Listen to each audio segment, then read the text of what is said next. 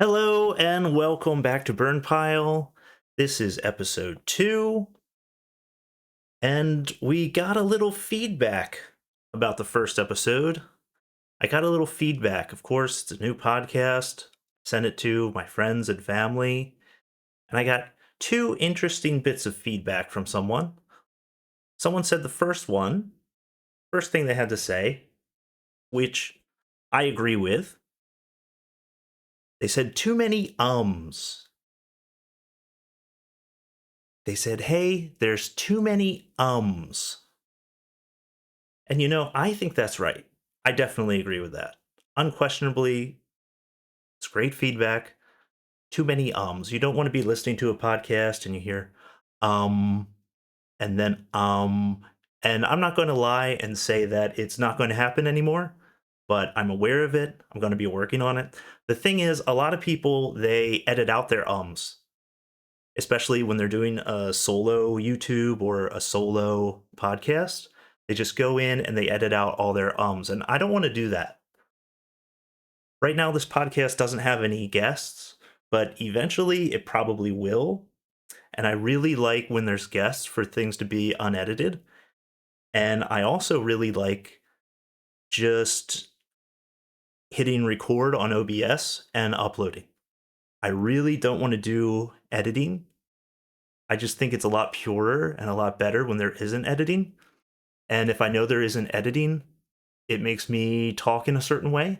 And I really like that. So you're going to hear some ums. It's just what it is. I'm going to work on it, but there's going to be some ums still. And now the other bit of feedback, which I really didn't agree with, is the same person didn't like the silences, the long silences. Now, I've got to disagree with that. Let me tell you why the silences are good. All right? So back when I was a boy, I would listen on the AM radio to Glenn Beck. This is back like, I don't know, 2003, 4, 5, those years. And I grew up about an hour outside of Philadelphia. And before he was even a national figure, he was on the local Philadelphia affiliate. I believe that's where he got his start in radio. I could be wrong on that, but I'm pretty sure that was at the very least a big part of his early career. So I was there, and he would do these really, really long, dramatic pauses. And you would think it was radio dead air. I'm sure in like Radio 101, when you're just learning the ropes to be a broadcaster, they tell you you can't have these long silences. So I'm pretty sure this was actually a really bold, creative choice by him. So he'd be like, oh, there's another sorry about that. He'd say something about the terrorist attacks and his alcoholism and like finding Mormonism or whatever.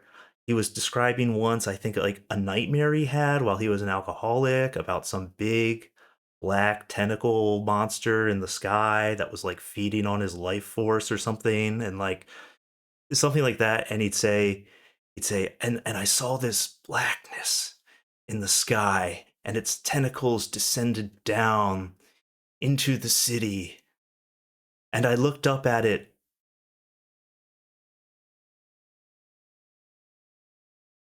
And there'd be this long, long pause like this. And you really would think you needed to change the station, that something was wrong with either your radio or something had gone wrong with the broadcast.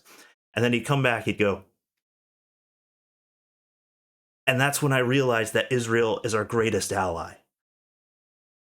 It was a real war on terror days, and everybody was really into that whole thing. My, how the tables have turned. I think Glenn's still an Israel guy. I haven't kept up with him. I did mature past where I was when I was 10, 11, 12 years old.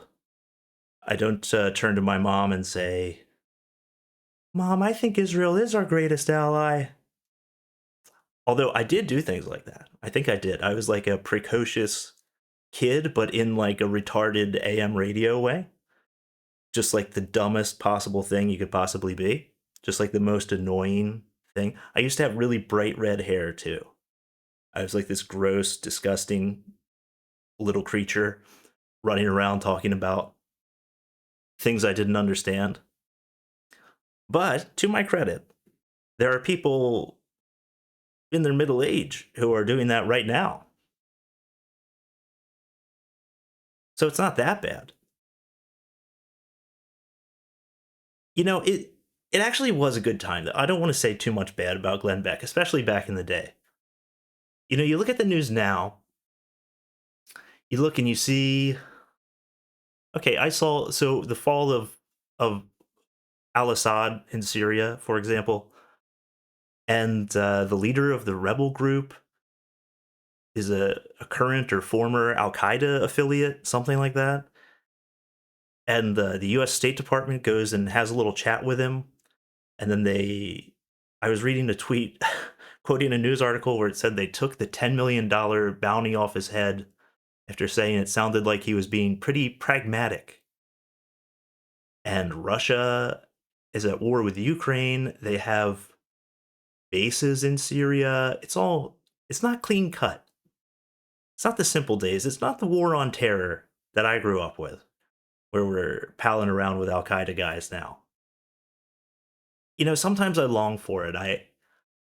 I wake up, and I would encourage you to do this. You wake up, you go outside, and just pretend that it's 2003.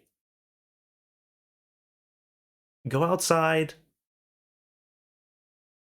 just go outside, smell the air, just take it in. Just think, we're at war with the bad guys. They're bad. They hate our freedom. We're good. There's democracy, and it's good. Democracy hasn't voted for gay marriage yet, so it's still okay. And it's the Muslims who are bad. Just you wake up with that attitude. You wake up and you think about that.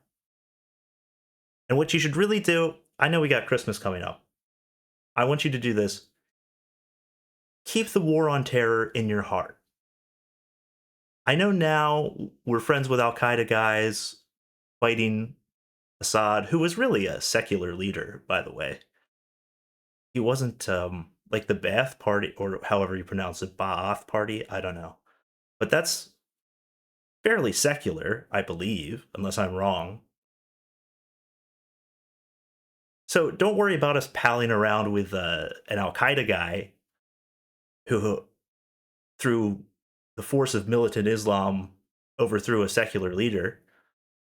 That's complicated. I mean, we didn't like him because he was helping Russia. That's complicated. I don't want to think about that. I want to walk to Dunkin' Donuts. I want to listen to Glenn Beck. I think I got to do that on SoundCloud now if I want to. I don't know if he ever switched to podcasting. He made his own like website that was also like a TV show called like The Blaze TV or something. I'm getting sidetracked here. Anyway, you put in your earbuds, you walk to Dunkin' Donuts, you listen to Glenn Beck. Actually, what you should do, don't listen to modern Glenn Beck. I know he was on Tucker Carlson, and Tucker had an anti-Israel guy on recently talking about U.S. foreign policy. So maybe even Glenn Beck is waffling on this. I wonder. I do wonder about that. I'm curious. But that's not what this exercise is. This exercise I want you to do. And I want you to do this on Christmas Day, by the way. Christmas Day, forget about your family or that. You're going to wake up. You're going to say, it's 2003. I'm going to go outside. Or put your earbuds in or whatever you have. Or don't put your earbuds in. Just blast it on the phone as you walk outside. Might be even better. You're going to look up maybe archive.org or something. You're going to get a broadcast of Glenn Beck, 2003, 2004, 2005. You're going to listen to that. You're going to be in that mindset. You're going to go to the Dunkin' Donuts, and you're not going to order at one of the kiosks with a touchpad. That's bullshit. That's for Wawa only.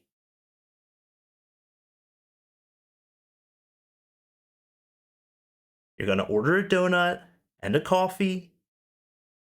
You want to make sure that combined your order through donuts or through the sugar and whatever coffee bullshit you're getting, you want the calories. This is just breakfast, but you want the calories to hit probably 3,000, 4,000. And then here's the thing, you're going to sit down in the Dunkin' Donuts. You're not going to take it and go. You're going to sit down. You're going to listen to Glenn. You should listen to the ad reads too. And you're going to keep the war on terror in your heart. That's what we need to be doing, especially at Christmas time. That's what's important. Keep the war on terror in your heart.